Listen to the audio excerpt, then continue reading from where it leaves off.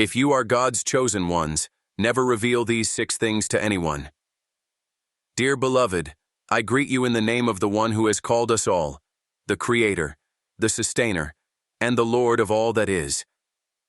I want to begin today by asking you a very personal question. Have you ever felt a deep stirring in your heart? A quiet whisper, almost imperceptible, urging you to something greater, something divine? If you're watching this, I know it's not by chance. You are here because God has chosen you. Yes, you heard me right. You are chosen by God. And when you are chosen by the Almighty, your life changes in ways you cannot even fully comprehend yet. But hear this, my friends. With being chosen comes a responsibility. A sacred responsibility that many do not talk about, but one that is crucial for you to understand.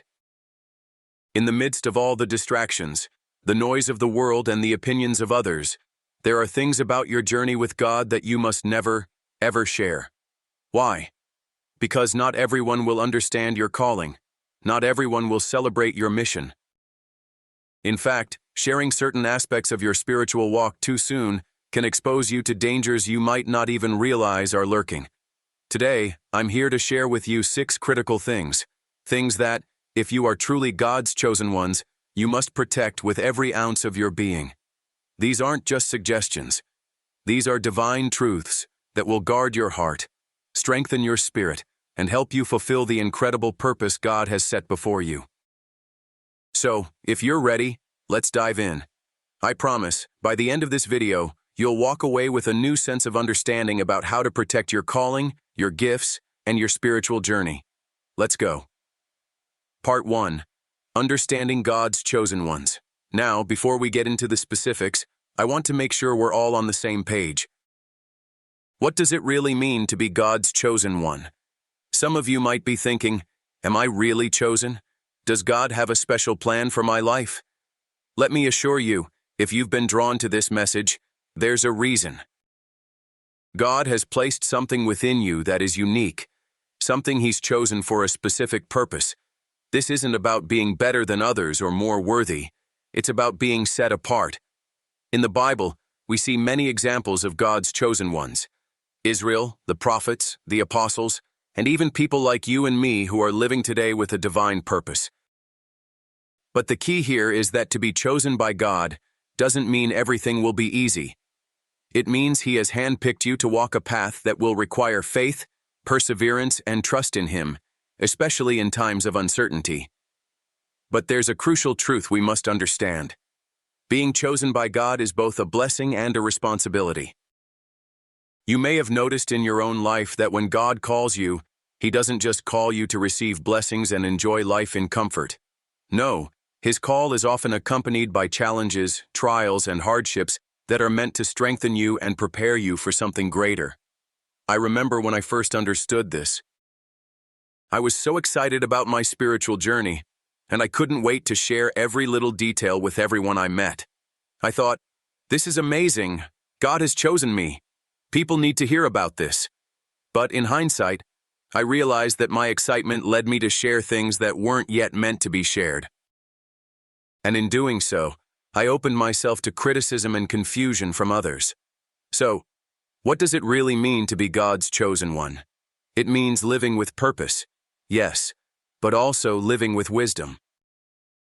There's a sacredness to the calling that requires you to protect it, to nurture it, and to understand that not everyone around you will be able to understand or appreciate it. At least, not until the time is right. Part 2. The blessing and the burden. Now, I'm going to say something that might seem a little uncomfortable, but I need you to hear it. Being chosen by God doesn't just bring blessings, it also brings burdens. Let that sink in. When God calls you to do something extraordinary, He doesn't say, everything will be smooth sailing and you'll never face a trial again. No, what He says is, I will be with you, through every high and every low, through every storm. There is a blessing, yes, but there is also a burden, a responsibility to live up to that calling. Take the story of Jesus, for instance. He was the Son of God, chosen to bring salvation to the world. Yet his life was full of suffering, rejection, and betrayal. The disciples, too, were chosen to carry the message of the gospel, but their path was never without difficulty. And each of them, in their own way, experienced the weight of their calling. I'm sure many of you have felt this.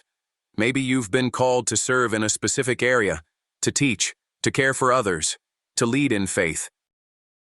And while it fills you with purpose, it also feels heavy at times. You may feel alone in your journey, or as if the weight of the world is on your shoulders. But hear me, this burden is a part of the process. It refines you, strengthens your faith, and makes you more reliant on God's grace. In my own experience, I've had moments where I thought, God, why me? Why this path? Why does it feel so hard? But looking back, I see that those trials were necessary. They built my character, deepened my relationship with God, and helped me trust Him in ways I could not have imagined before. The burden isn't meant to crush you. It's meant to draw you closer to Him, so He can reveal His strength through your weakness. Part 3. The dangers of revealing your calling too early. All right, now we're getting to the heart of the matter. The reason you're watching this right now, because you know that there's something powerful about being chosen by God, but you also know that there's a sacredness to it that must be protected. One of the most important lessons I've learned in my walk with God is this: do not reveal your calling too soon. I know this might sound strange, but there's a reason for it. The truth is, not everyone is going to understand your journey, and that's okay. Some people will try to question your purpose, undermine your mission, or even discourage you from pursuing what God has placed in your heart. I've been there. I remember when I first felt called to serve in a way that was outside of the ordinary. I was filled with excitement and wanted to share this amazing revelation with everyone around me. But the more I shared, the more doubts and fears crept in. Some people were supportive, yes, but others, they had questions, concerns, and even criticism. At times, it felt as if I were being attacked for simply following what God had called me to do. What I've learned through this is vital. There are seasons in your life when God calls you to silence, to prayer, to preparation. During these times, it's crucial that you don't reveal everything to everyone. Not because you're hiding something, but because you're allowing God to shape and form you in private before the world ever gets a glimpse of His work in you. Remember Joseph in the Bible. He had dreams, visions of greatness, of leadership. But when he shared them with his brothers, they didn't celebrate him, they mocked him. And those dreams, as beautiful and true as they were, only came to pass after years of hardship, refinement, and God's perfect timing. And that's the key: timing. God will reveal the fullness of your calling to others when the time is right. Until then, hold it close to your heart. Guard it with prayer and patience. Part 4. The 6 things you should never reveal to anyone. Now that we've established the importance of guarding your calling, let's get into the specifics. What exactly should you keep close to your heart and never reveal to others? Here are 6 key things that, if you are truly God's chosen one, should remain between you and God, at least for a time. Your divine purpose or mission. As I mentioned earlier, your calling is sacred. Don't share the full details of your mission until God confirms the time is right. It's not about hiding from others. It's about letting God shape your purpose in private before you reveal it publicly. Remember Joseph and his dreams, but also think of the Apostle Paul, who spent years in silence before he went out to fulfill his mission. Your spiritual gifts and talents.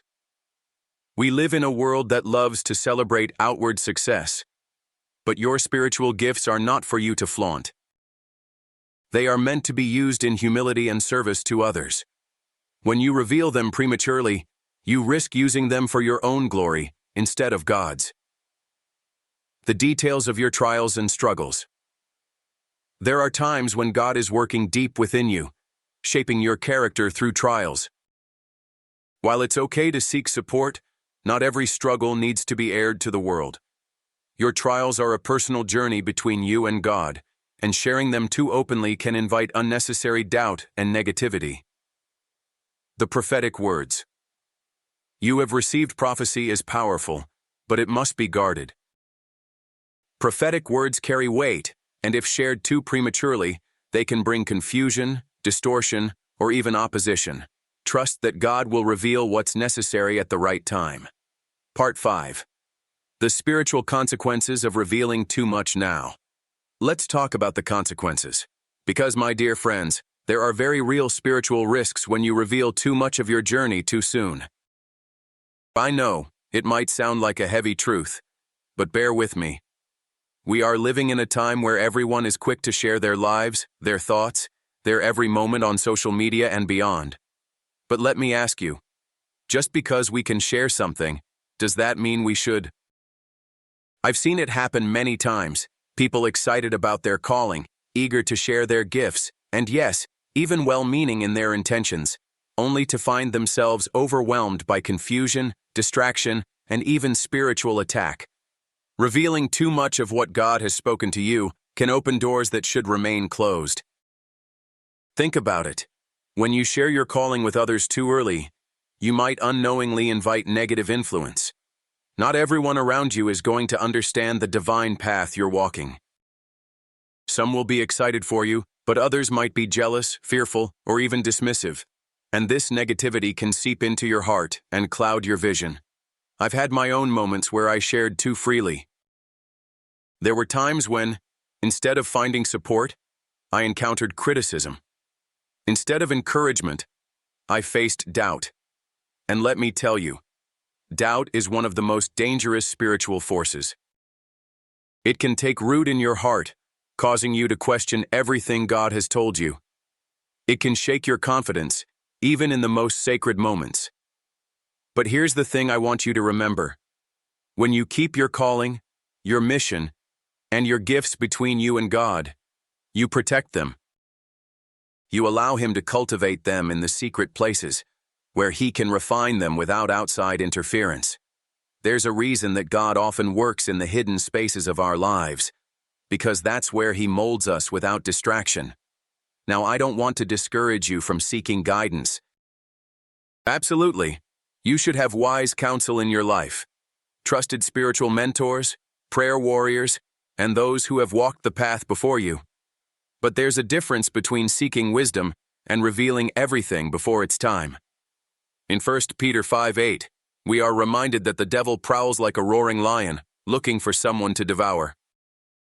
When you expose too much too early, you risk opening yourself up to spiritual attacks.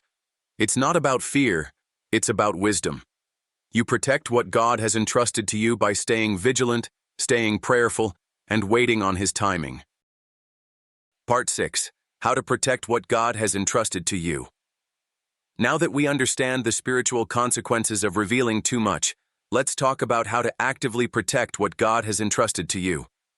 These aren't just passive suggestions. They're practical steps to safeguard your calling, your gifts, and your spiritual journey. 1. Guard your heart and mind with prayer. This is the most fundamental practice. Prayer isn't just a ritual, it's the key to staying grounded. When I say guard your heart and mind, I'm not just talking about staying away from negative influences. I'm talking about keeping your heart aligned with God's will. Prayer is where you commune with God, where you let Him refine your thoughts, your desires, and your intentions. Jesus told His disciples to watch and pray, Matthew 26:41, knowing how easy it is for us to stray when we're not actively seeking God's guidance. Prayer is your spiritual shield, your weapon of protection. Don't underestimate its power. Every time you pray, you are fortifying your spirit, aligning your heart with God's purpose, and preparing yourself to walk through any storm. 2. Trust in God's timing. One of the hardest lessons to learn is that God's timing is perfect, even when we don't understand it. There are seasons in life where God calls you to wait, to stay still, and to trust that He is working behind the scenes. Don't rush the process. I've had to learn this the hard way. I've wanted to share everything prematurely, wanting to feel validated. wanting others to see the path that God was calling me to walk. But there's something sacred in waiting, something that God does in those moments of stillness that cannot be rushed. The Bible tells us, "For everything there is a season and a time for every matter under heaven." Ecclesiastes 3:1. Trust that God is preparing you in ways you can't yet see, and when the time is right, He will reveal everything that needs to be revealed. 3. Protect your spiritual space. It's important to create a space where you can hear God clearly, without the noise of the world or the voices of others. This might mean stepping away from social media for a time. It might mean finding a quiet place to pray daily. Or it might even mean distancing yourself from people who are not spiritually aligned with where God is taking you. When I was in a season of deep personal growth and spiritual awakening, I realized I had to protect my spiritual space. I couldn't afford to let every opinion and every distraction derail me from what God was doing in my heart. Protecting your spiritual space is about creating boundaries, physically, emotionally, and spiritually, so that you can hear God's voice clearly and without interference. 4. Trust in the community God has placed around you. While it's essential to protect your calling, it's also crucial to have a community that supports you. People who will pray with you, encourage you, and hold you accountable. Surround yourself with wise, godly people who understand the weight of what you are carrying. This isn't about sharing everything with everyone. It's about choosing a small group of people who will walk with you in prayer and counsel. Jesus sent His disciples out in pairs, Mark 6:7, because He knew the importance of community. Even the Son of God didn't walk His path alone, and neither should you. God will place the right people in your life who will speak life into your journey. 5. Be quiet when needed. One of the most powerful tools you have in protecting your calling is silence. There are times when God calls us to be silent, not out of shame or fear, but out of reverence for the work He is doing in us. I know it's tempting to share your excitement with the world, but sometimes God calls us to be still and let Him work in the quietness of our hearts. Psalm 46:10 says, "Be still and know that I am God." There's power in stillness. There's power in waiting quietly for God to speak. When we quiet our souls, we create the space for God to move freely within us, without the interference of outside voices. Conclusion: protect your calling with wisdom and patience. As we come to the end of this message, I want you to take a moment and reflect on what we've shared today. You are chosen by God. Yes, you. He has a unique purpose for your life, and He is preparing you for something amazing. But remember, with that calling comes great responsibility. There are things you must protect: your calling, your gifts, your mission. These are sacred, and they deserve to be guarded with wisdom, patience, and prayer. I encourage you to take the time to reflect on the things you've learned today. Are there areas in your life where you've shared too much? Have you exposed your dreams, your struggles, or your mission to people who may not understand? It's not too late to step back, protect what God has given you, and allow Him to work in you privately before He reveals it publicly. You are chosen, my friend, and God has great things in store for you. Guard your heart, trust His timing, and protect your calling with everything you have. And when the time is right, He will reveal everything you need to know. May God bless you, keep you, and guide you every step of the way.